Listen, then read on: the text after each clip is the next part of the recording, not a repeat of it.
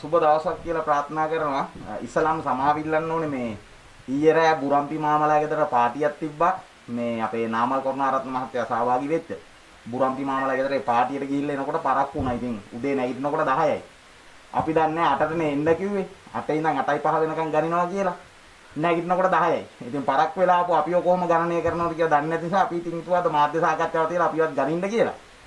විශේෂයෙන්ම කියන්න ඕනේ මේ 8 ඉඳන් 8:05 වෙනකන් ගණන් අපි දැක්ක මේ නාමල් කරුණාරත්න මහත්තයා කියන ෆොටෝ ගහන්න කියලා.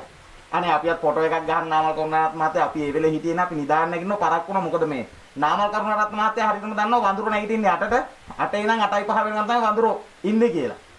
එතකොට 9ට 10ට විතර එන වඳුරන් ගැන සංගණනය කරේ කවුද දන්නේ? ඒ නිසා විශේෂයෙන්ම අහන්න ඕනේ.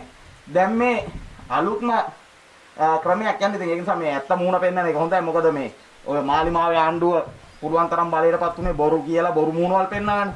අපි ඉතින් එහෙම කැමති නැහැ. ඉතින් අපි ඒක නිසා ඇත්ත මූණ පෙන්නලම කතා කරන එක හොඳයි කියලා හිතුණා.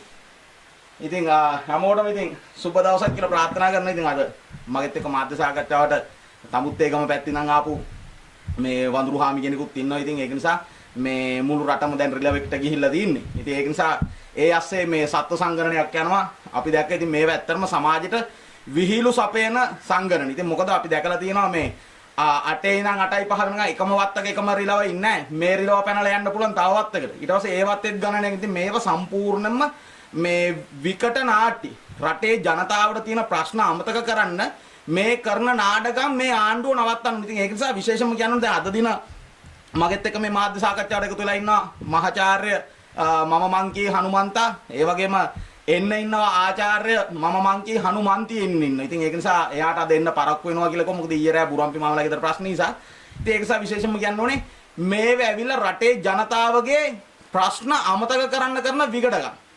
ඇත්තට මේ නාට්‍ය කරන්නේ. ඉතින් ඒක නිසා විශේෂම කියන්න ඕනේ මේක නෙමේ වඳුරෝ ගණන එකකවත් රිලව් ගණන එකකවත් දඬුලේන්නු ගණන එකක්වත් මොනරු ගණන එකක්වත් නෙමේ රටේ මිනිසුන්ට තියෙන ප්‍රශ්නේ. රටේ මිනිසුන්ට තියෙන්නේ 100ට තිබ්බ පොල් ගෙඩිය දැන් 180ට 200ට 250ට ගිහිල්ලා තිනවා. ඉතින් මේ සම්බන්ධව ප්‍රශ්න රටේ මිනිසුන්ට තියෙන. ඒක නිසා හරණම් කරන්න ඕනේ රිලව් ගණන එක පැත්තක තියලා පොල් ගණන් ඕනේ පොල් කොච්චරක් තියෙනවද කියලා රටේ. ඉතින් ඒක නිසා ඒව අමතක කරන රටේ ජනතාවට හාල් කිලෝ එකක් ගන්න බැරි තත්ත්වයක් තියෙනවා. මොකද අපිට මතකයි හොඳම රිලව් ටික තමයි ගාලු මෝදර අරගලයට ඇවිල්ලා හිටියේ.